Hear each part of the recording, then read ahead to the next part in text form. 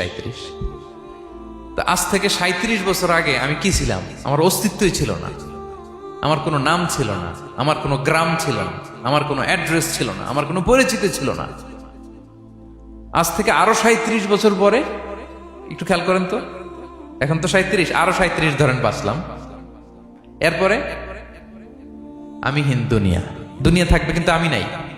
আজকে কার জন্য আটকে আছে দুনিয়ার কাজ বলেন তো? আপনার দাদার জন্য, আপনার নানার জন্য? তো আপনাকে লাগে কেন? আপনাকে লাগে? লাগে না তো আমাকে। আমি দুনিয়া, একদিন কিছুই ছিলাম না। আল্লাহ বলেন, হাল আতা আলাল ইনসানি হিনুম মিনাদ দাহরি লাম ইয়াকুন শাইআম মাযকুরা। তুমি কিছু ছিলা, একটা সময় কিছুই ছিল না, উল্লেখ করার মতো তুমি কিছুই ছিল না। অস্তিত্বহীনের জগৎ থেকে তোমাকে আমি অস্তিত্ব আনলাম। তোমার বাবার পৃষ্ঠদেশ থেকে তোমার মায়ের গর্ভাশয়ে আমি তোমাকে ফেললাম।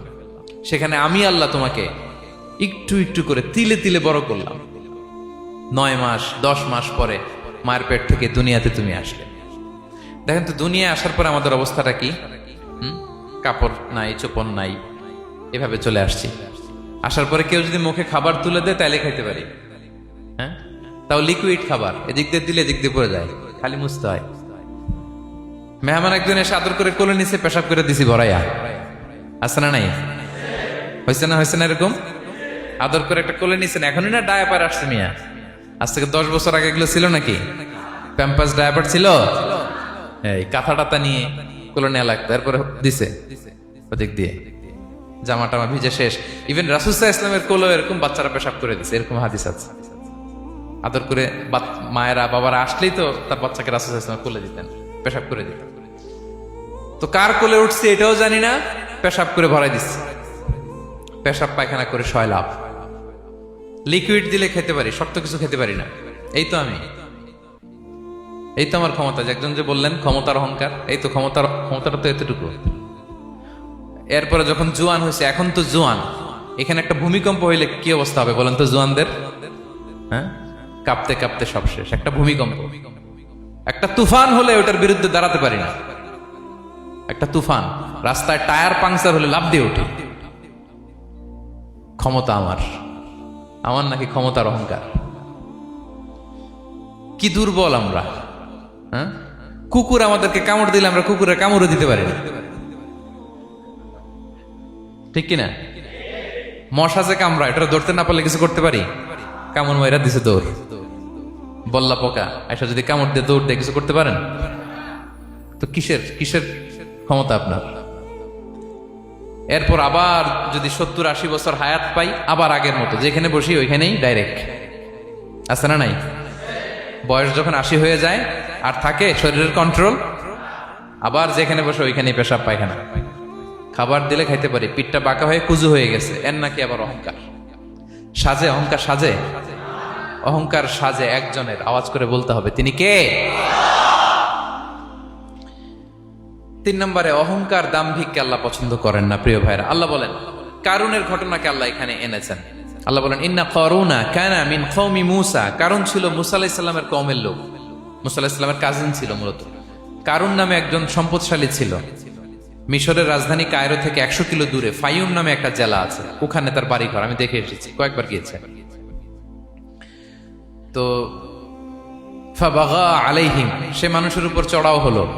ওয়া আতাইনাহু মিনাল কুনুজি মা ইন্না মাফাতিহাহু লাতানু বিল উসবাতি উলিল কুওয়া। আল্লাহ বলেন, এই কারণকে আমি এত সম্পদ দিয়েছি, এত বেশি ছিল তার সম্পদ, সম্পদগুলো যে সে আলমারির ভিতরে রাখতো, ওই আলমারির যে চাবি হইতো, এই চাবিগুলোরে ওজন করার জন্য, কাঁধে নেওয়ার জন্য 10 জন পেশি শক্তি পুরুষ লাগতো। আলমারি রাখার জন্য না, কি রাখার জন্য? আলমারি ভর্তি যে সোনা দানা গহনা, ওইটার যে চাবি, ওই চাবিগুলা বহন করতে একদল পেশি পুরুষ লাগতো, এত সম্পদ। তো তাকে এলাকার লোকেরা বলেছিল, খলালাহু কওমুহু লা তাফরাহ, হে কারণ তুমি গর্ব করো না। কারণ তাকে বলছিল মুসা আলাইহিস সালাম যাকাত দাও। সে বলতেছে, আমি যাকাত দিব কেন? এই সম্পদ তো আমার। ইন্নামা উতিতুহু আলা ইলমিন ইনদি, আমি আমার বুদ্ধি খাটায় এই সম্পদ কামাইছি, আমার সম্পদ আমি খাবো, আমি যাকাত দিব কেন? আল্লাহ বলেন, ইন্নাল্লাহা লা ইউহিব্বুল ফারিহিন। কারণ তুমি অহংকার করলে আমি আল্লাহ অহংকারকে বরদাস্ত করি না, অহংকারীদেরকে আমি আল্লাহ পছন্দ করি না। আমি অহংকারকে পছন্দ করি না, অহংকারকে আল্লাহ তাআলা পছন্দ করেন না। কি হয়েছিল কারণের নসিবে?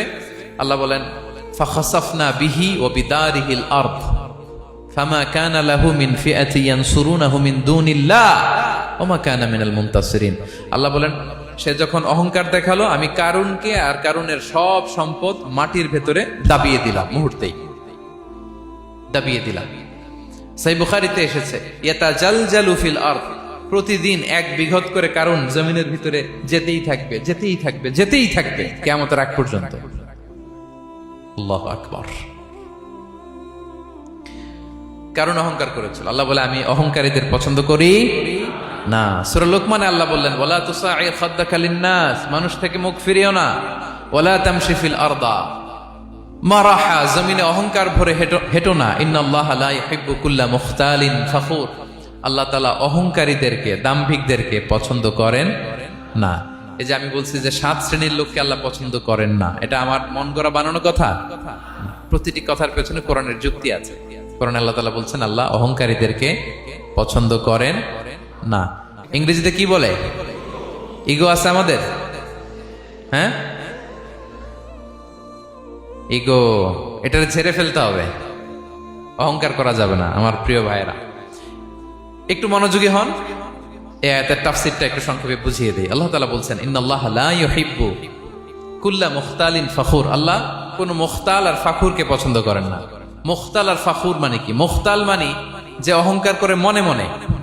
কিছু লোক আছে ভিতরে ভিতরে নিজের বড় মনে করে, বাইরে বলে না বা বলার সাহস পায় না, কিন্তু ভিতরে ভিতরে ভাবে আমি কোন হনুরে, কি বলে আমি কোন, আমি তো বড়, আরে আমার চেয়ে বড় বেশি জানে নাকি কেউ, আমার চেয়ে কিছু পারে নাকি, আমি তো, কিন্তু এটা মুখ দিয়ে বলে না, ভিতরে ভিতরে আছে না নাই?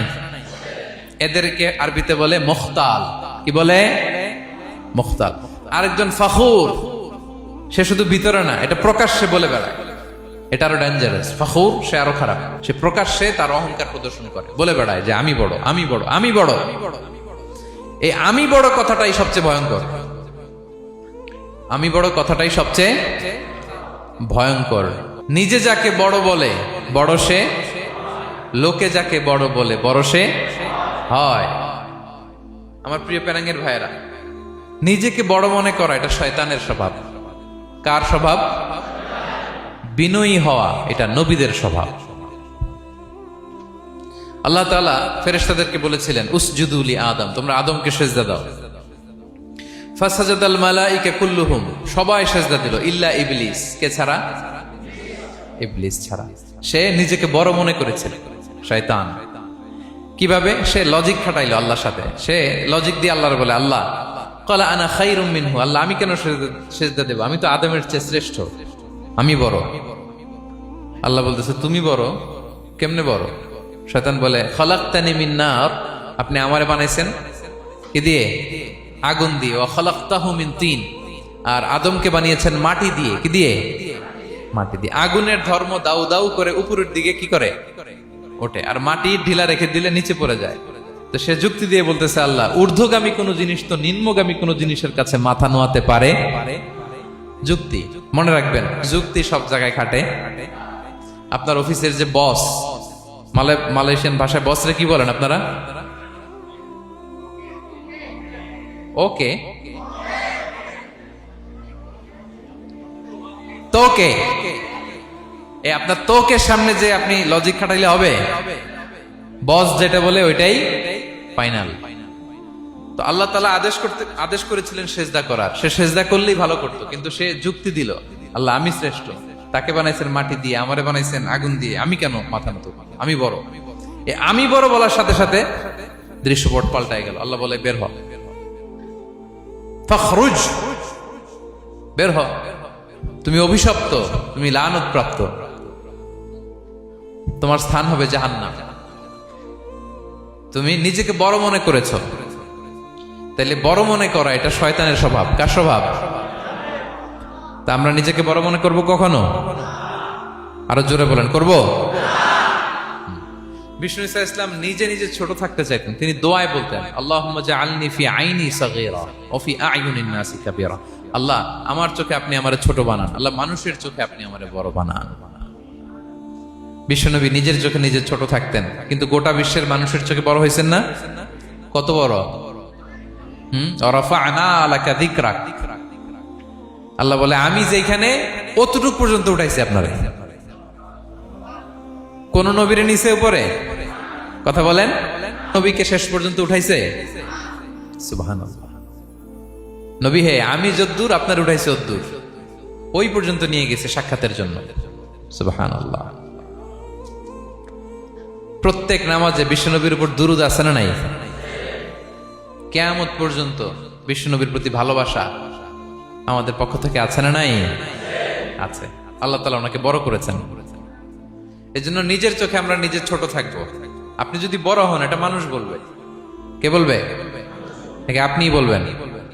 বলা যাবে না। এবং বিষ্ণু ইসলাম কিছু টেকনিক আমাদের শিখিয়েছেন, কিছু টেকনিক আমাদের জানিয়েছেন। এই কাজ করলে তোমরা অহংকার থেকে মুক্ত থাকতে পারবে। এর মধ্যে একটা হচ্ছে আগে আগে সালাম দেওয়া। তিনি বলেন, আল বাদিউ বিসসালামি বারিউম মিনাল কিবর, যে আগে আগে সালাম দেয় তার হৃদয় থেকে আল্লাহ অহংকার তুলে নেয়। আগে সালাম দিয়ে পারবেন? ফোন করলেই আগে কি বলবেন? বাসায় ঢুকেই আগে কি বলবেন? স্ত্রীকে আগে সালাম দিবেন, বন্ধুকে আগে সালাম দিবেন, বাসার কাজের লোকটাকে আগে সালাম দিবেন, আপনার ড্রাইভারকে আগে সালাম দিবেন, বাসার দারোয়ানটারে আগে সালাম দিবেন। ফকির একটা আসলে আপনি সালাম দিয়ে ফেলবেন। পারবেন? হৃদয় থেকে অহংকার ফেলে দিবে কে? আগে আগে আমরা সালাম দিব।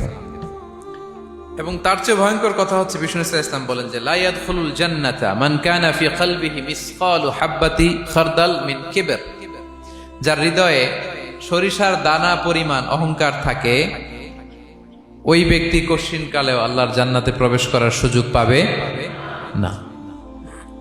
কশিনকালেও পাবে না। এর কারণ অহংকার আল্লাহর চাদর। অহংকার কার চাদর? আল কিবরিয়া রিদাই ওয়াল আযামাতু ইজারি। আল্লাহ বলে অহংকার আমার চাদর, বড়ত্ব আমার লুঙ্গি। যে এগুলো ধরে টান দেয় তারে আমি জাহান্নামে নিক্ষেপ করব। ফালা উবালি, আই ডোন্ট কেয়ার। আমি ওদিকে কেয়ার করি না, আমি তারে জাহান্নামে ফেলব। সো অহংকার আমাদের সাজে না। আমি শুরুতেই তো বললাম, আমাদের লাইফ সার্কেলটা একটু দেখাইলাম না যে ছিলাম কই। অস্তিত্বহীন থেকে দয়া করে মায়া করে তিনি আমাকে অস্তিত্বে এনেছেন। কত ছোট্ট, কত ক্ষুদ্র, কত নগণ্য, কত দুর্বল ছিলাম আমরা। আবার যৌবনের একটা পিরিয়ড কাটিয়ে, যৌবনের সময় তো কতটা দুর্বলতা বললাম, আবার সে দুর্বল, মানে দুর্বল থেকে দুর্বল। এই হচ্ছে আমাদের লাইফ স্টোরি, লাইফ হিস্ট্রি। তাহলে অহংকার আমাদের সাজে। অহংকার তার সাজে যার কোনো ক্ষয় নাই, যার কোনো লয় নাই, যার কোনো অভাব নাই। হ্যাঁ, গোটা বিশ্ব তার মুখাপেক্ষী, তিনি কারো মুখাপেক্ষী না, ঠিক কিনা? গোটা বিশ্ব তার কাছে ঠেকা, তিনি কারো কাছে ঠেকা না, ঠিক কিনা? গোটা বিশ্ব তাদের সার্ভাইভালের জন্য তার প্রতি মুখ থুবড়ে পড়ে থাকে, তিনি কারোর জন্য বসে থাকা লাগে। অহংকার সাজে তার। আর এই আল্লাহর অহংকারের চাদর ধরে যে টান দেয়, আল্লাহ বলে ওরা আমি জাহান্নামে ফেলবো, আর তাদেরকে আমি পছন্দ করি না। আল্লাহ তাআলা অহংকারীদেরকে পছন্দ করেন না। তাহলে অহংকারকেও আমরা না বলে দিব, নো বলবো। নো, আওয়াজ করে বলেন নো। শুধু মুখে মুখে নো নাকি অন্তর থেকে? এই তো আজকের দিওয়ান কুলিয়ার বাইরে ফেলে দিছে আমরা অহংকার। কি বলেন পেনাঙ্গের ভাইরা? আর অহংকার করব? আপনি বিনয়ী হন। মান তাওয়াদা তারাফা। বিষ্ণু বলেন যে নিচু হয় আল্লাহ ওর টাইনা উঁচু করে। আপনি বিনয়ী হবেন, আল্লাহ তার উঁচু করবে। আর আপনি উঠতে চাবেন, এক থাপ্পড় মেরে জমিনে আল্লাহ মিশাই দিবে। এজন্য বড়ত্ব, দাম্ভিকতা এটা আল্লাহর পোশাক। আমরা যেন তার পোশাক ধরে টান না দেই। এই পয়েন্টটা কি সবার কাছে ক্লিয়ার?